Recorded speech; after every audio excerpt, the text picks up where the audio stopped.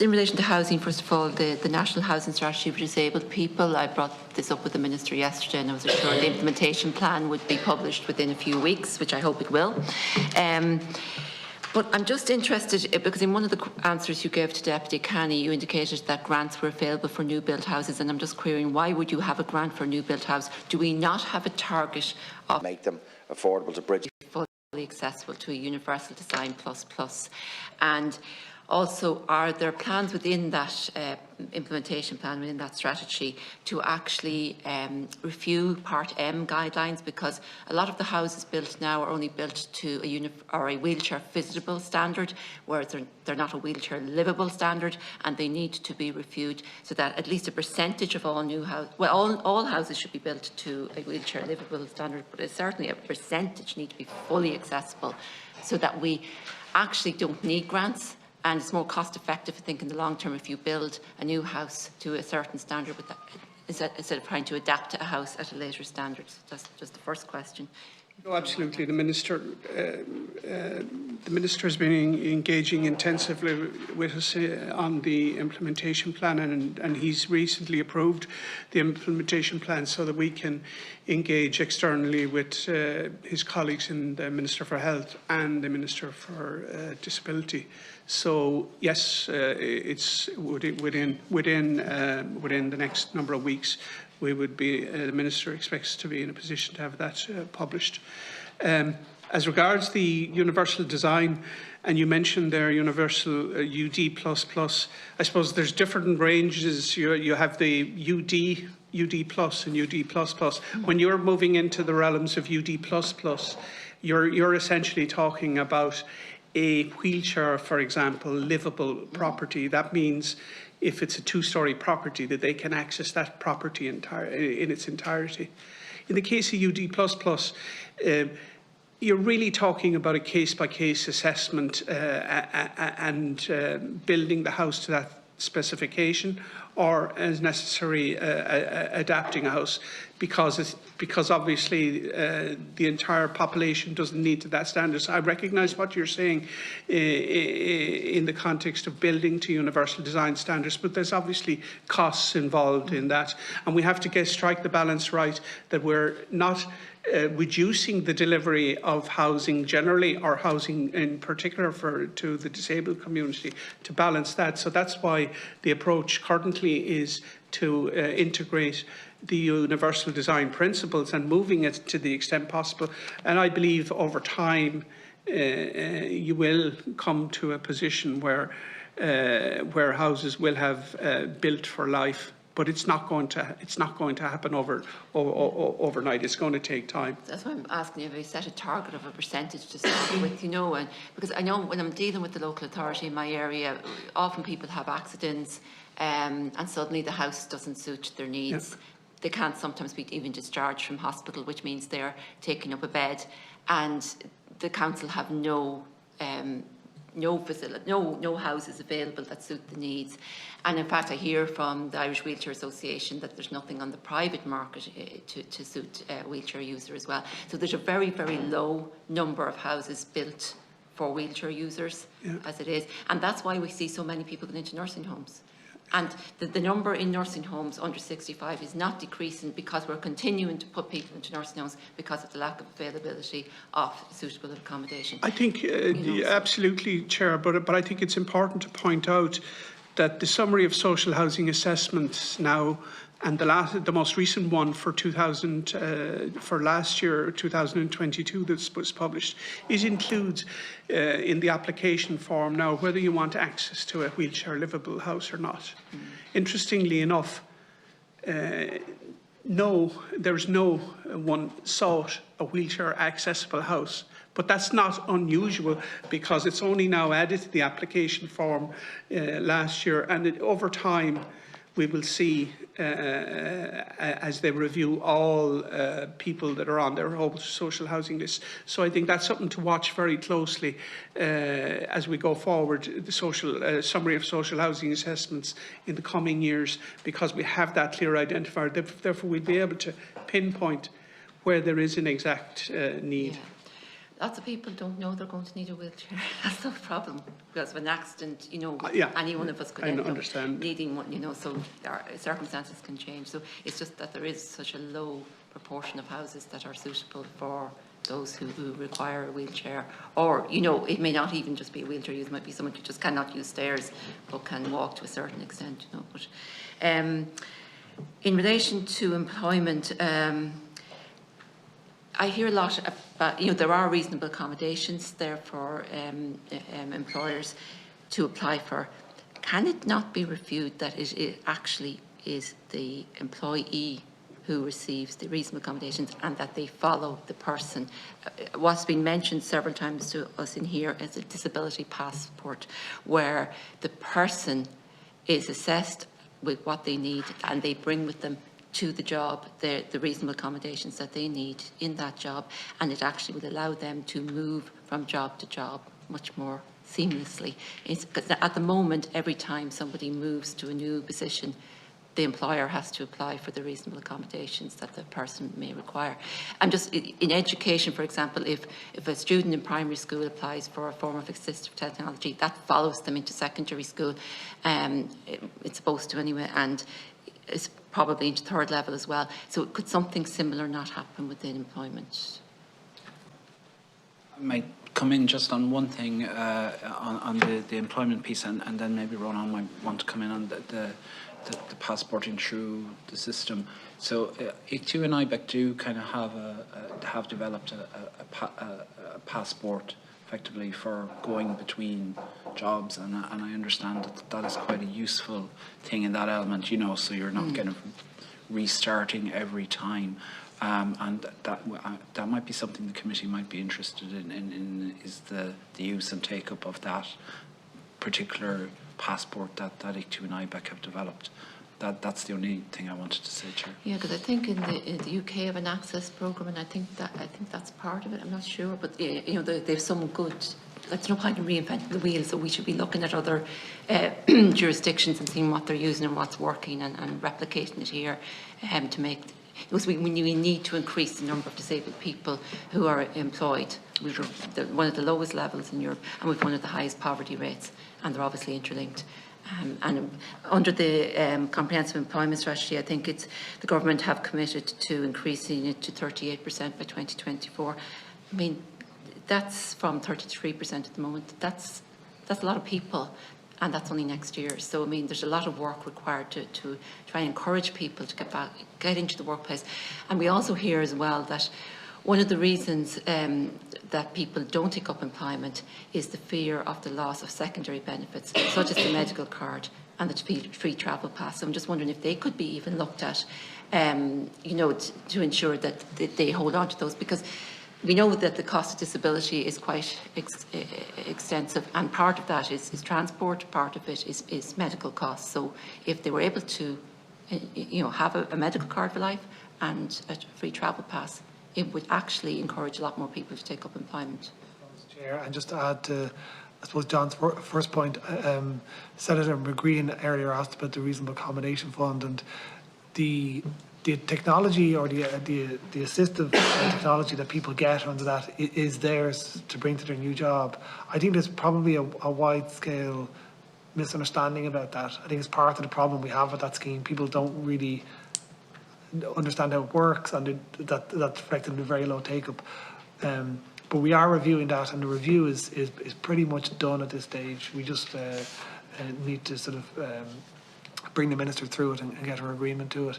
But that'll be coming forward soon. But we are looking at. We did look at the UK. The UK is a much bigger scheme, but there's lots we can copy from it. And there was a very good summit in Belfast last September, I think, called the Harkin Summit.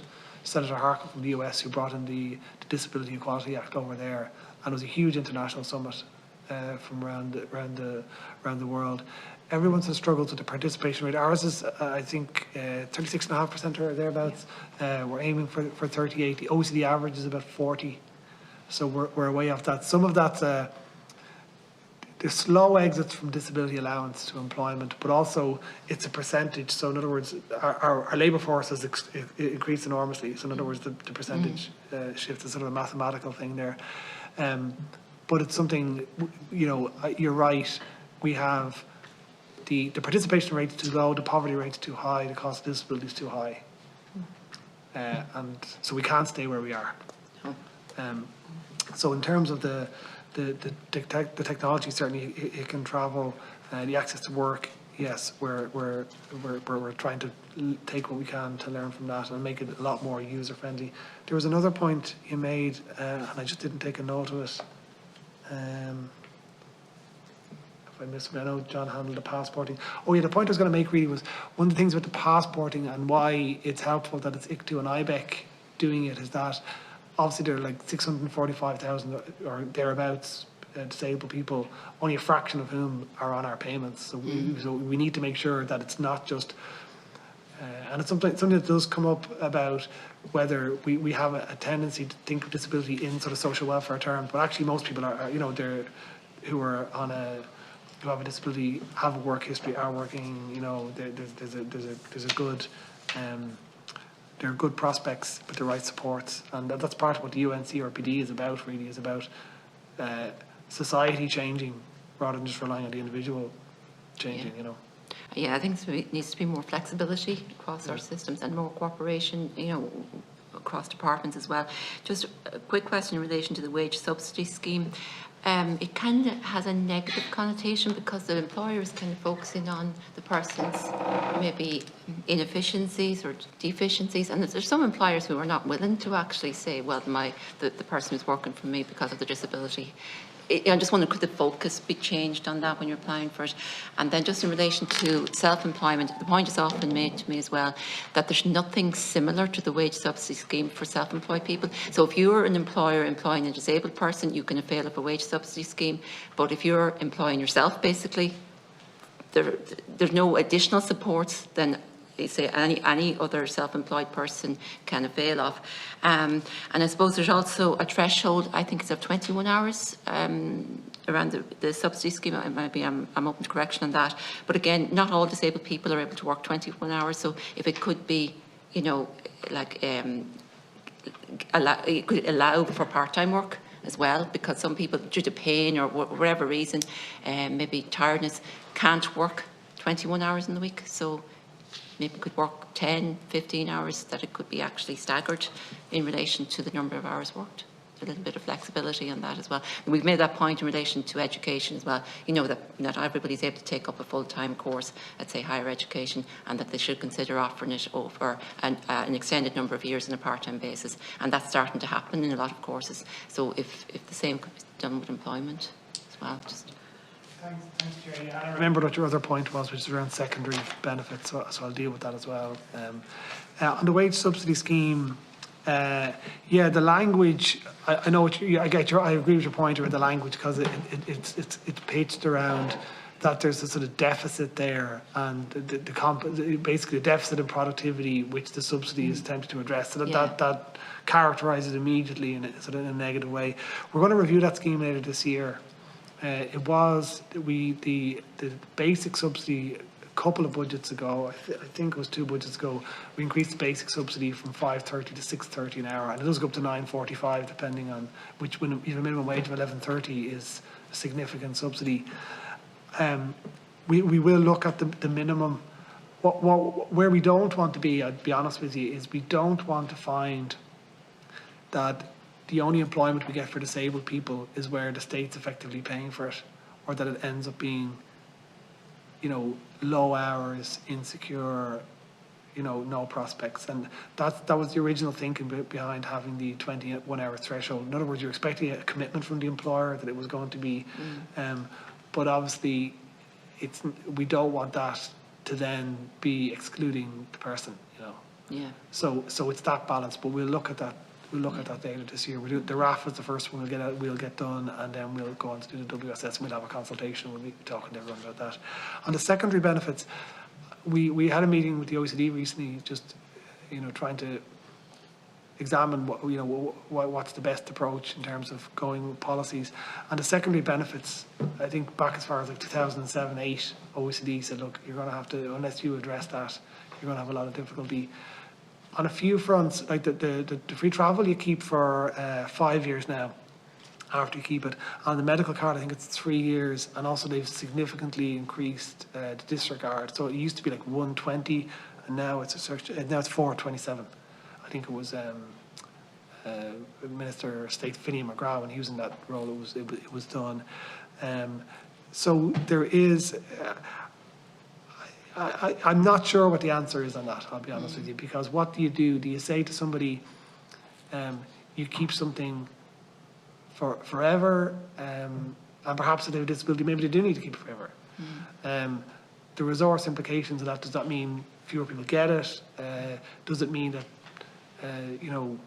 you have significant additional benefits that people are, like, even with the best will in the world, a person, once you have a lot of secondary benefits attached to your payment, there's a big risk to leaving the payment. And it's kind of it's a leap of faith, even if the person wants to, and financially it's the best thing for them. And their health outcomes, can be better if you're in employment. But it is, on the one hand, you want to support the person when they have a need, if they're able to move off the payment, they're giving up a lot. And to be honest with you, it's one of the, it's a topic I think interdepartmentally we have to look at. It applies across, as Pat said earlier, the Housing Support Grant has means threshold, SUSI, fuel, travel, medical card. It's a delicate balance, I think. Yeah. And I'm not sure what the answer is actually. Okay. Just one last point. I know you all made an indication of how your department rates in relation to the 3% or what's increasing to 6% employment rate. I'm just wondering, do you actually look at career progression within your department? In other words, do a lot of disabled people come into your department at a base level, which would be normal, excuse me, for most, and stay there? I know the NDA, excuse me, indicated that they're going to start to monitor that as well.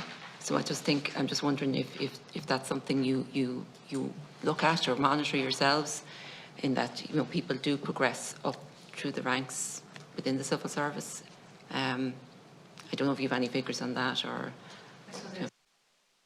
Look, it's one where that inclusive piece again. So is it about counting and labelling people? What happens generally, in my experience, is people come into the system and they are part of the team and they go for promotion.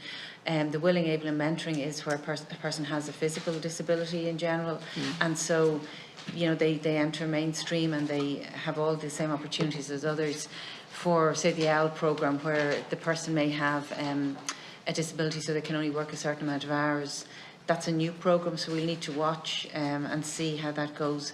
Again, the opportunities open maybe in a small range of areas, so you look very closely at what's suitable. So I think each case has to be looked at on its own merits, but in general my experience is, once, depending on how the person comes in and what abilities, and lots have lots of ability, they move up through the system like most others. It's not something that we have tracked, but certainly something to take away and consider. Yeah, well, it's National Disability Authority said they are going to start doing that, because I know they monitor the 3% or what's going to be 6% now. So they said as well they're also going to look at career progression within the civil service. There's great advocacy when people come in and they start to move through. I suppose generally within teams there's a great advocacy for others. So certainly, I suppose it's something we can take away, but it's not something that I've been aware of, that there's an inhibitor once people come into the system that they don't progress. Yeah, I think what this committee is about, and the reason we have Ian as departments and everybody else, is that I think we need to just change how we look at disability, and we need to become a much more inclusive society, and that disability within our society, within all our settings, is the norm rather than the exception. For too long, I think we locked disabled people away and segregated them, and we need to see a much more inclusive society where people are treated with dignity and respect, and that's our aim here. So.